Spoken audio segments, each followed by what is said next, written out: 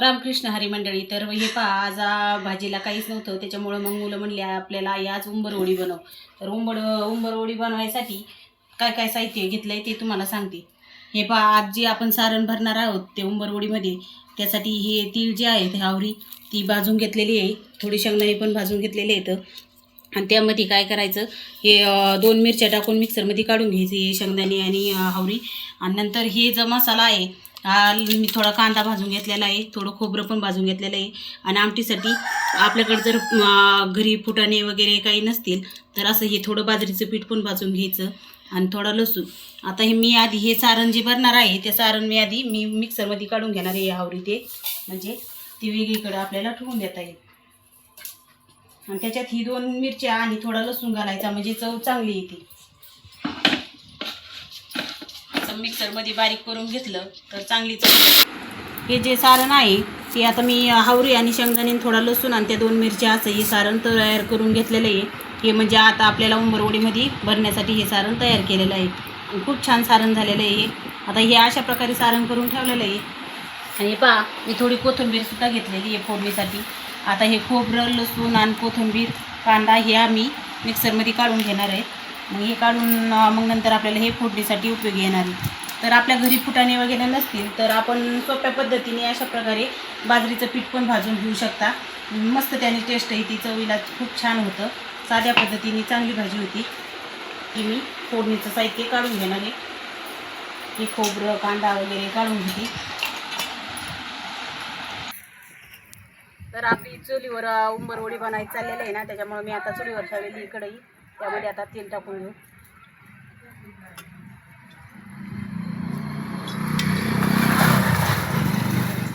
आणि आता हे तेलामध्ये तेल चांगलं गरम होतं, त्यामध्ये टाकू आपण आता हे कांदा आणि लसूण. मिक्सरमध्ये आपण मस्त बारीक करून घेतलेलं वाटणे. आणि आज चुलीवरची मस्त उंबरवडी. आणि मी आता चुलीवरच भाकरी आणि चपाती करून घेतलेल्या आहेत. सगळा स्वयंपाक चुलीवरच छान असा स्वयंपाक बनवला आहे. चुलीवरच्या भाजीची चांगली टेस्ट लागते. हे पहा, असं मस्त वाटण असं लालसर झालं आहे, त्यामध्ये टाकणार मी आता हे खोबरं आणि कोथिंबीर.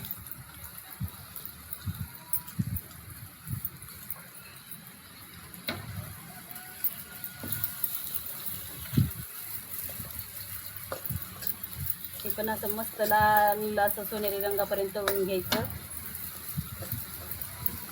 छान असा वास सुटलेला आहे.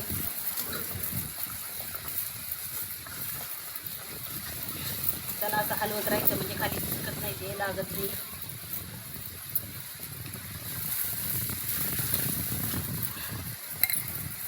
तर हे पहा, जे आपलं वाटण आहे ते लाल होते तोपर्यंत. आणि मी दुसरे कोणते मसाले वापरणार नाही त्यासाठी. मटण मसाला नाही, दुसरं काहीच नाही. आपला घरगुती जो मसाला बनवलेला आहे मी घरी, तोच मसाला टाकणार आहे त्यात. तर घरगुती मसाल्याने खूप छान अशी भाजी होती.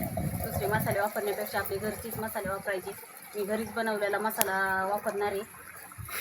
आणि आता घरी मी मसाला कसा बनवते तीसुद्धा तुम्हाला पूर्ण माहिती सांगणार आहे. त्याचा एक व्हिडिओ मी बनवणार आहे.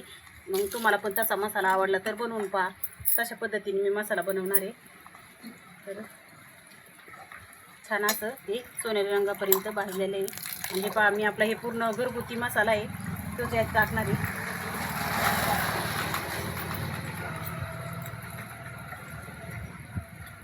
घरगुती मसाला आणि त्यामध्ये थोडी हळद,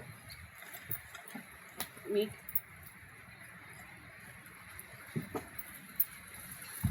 दुसरा कोणताही मसाला वापरलेला नाही आहे. हळद आणि घरगुती मसाला आणि मीठ एवढं टाकलं आहे. आणि छान असं ते हलवून घ्यायचं.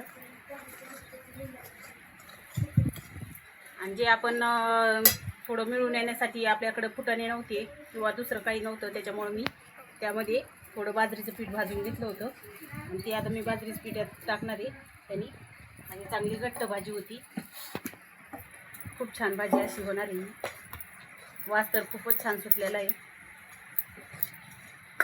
अशा प्रकारे जर तुम्ही उंबरवडी बनवून पाहिली ना तर खूप छान होती. आणि भाजीला काही नसेल तर पटकन पण होती. जास्त वेळ पण लागत नाही आणि घरामध्ये आपल्या जेवढं साहित्य आहे त्या साहित्यापासून बनते, जास्त दुसरं काही आणायला पण लागत नाही. अशा प्रकारे ही छानपैकी उंबर भाजी होती.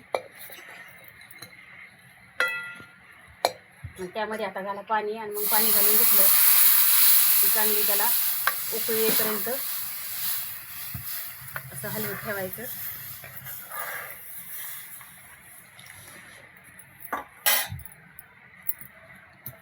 पाणी घालून घेतलेलं आहे. अजून थोडं पाणी टाकते म्हणजे ते शिजून जे करूपर्यंत चांगलं शिजायला त्याला पाणी लागतं. छानपैकी अशी भाजी होती ती. आणि तोपर्यंत आपण घेऊ आता त्या उंबरवडीला जे आपल्याला मिश्रण बनवलेलं आहे त्यासाठी ते पीठ मळून घ्यायचं आणि त्यामध्ये आता ते सारण भरून घ्यायचं. तोपर्यंत आपण पीठ मळून घेऊ. मी आता हे पीठ आपल्याला मळून घ्यायची. असं बेसन पीठ घ्यायचं आणि त्या बेसन पिठामध्ये जर थोडं तिखट जरी टाकलं तरी चालतं, पण मी फक्त थोडं मीठच घालणार आहे कारण त्या सारणामध्ये आपण 2 मिरच्या घातलेल्या आहेत, त्याच्यामुळे थोडं चवीसाठी थोडं मीठ घालणार आहे. आणि हे सारण जे आहे त्यामध्ये मी थोडी हावरी आणि शेंगदाणे भाजून घेतलेले आहेत, तर 2 मिरच्या पण टाकलेल्या आहेत आणि त्यात मी थोडं मीठ घालणार आहे म्हणजे चवीला चांगली चव येते त्याला. त्याच्यामुळं असे चवीपुरतं मीठ पण घातलेले आहे. आणि आता थोडी चिमूटभर हळद पण टाकली, तिखट नाही टाकलं कारण त्यामध्ये मिरची टाकलेली आहे. आणि आता हे मी पीठ मळून घेणार आहे.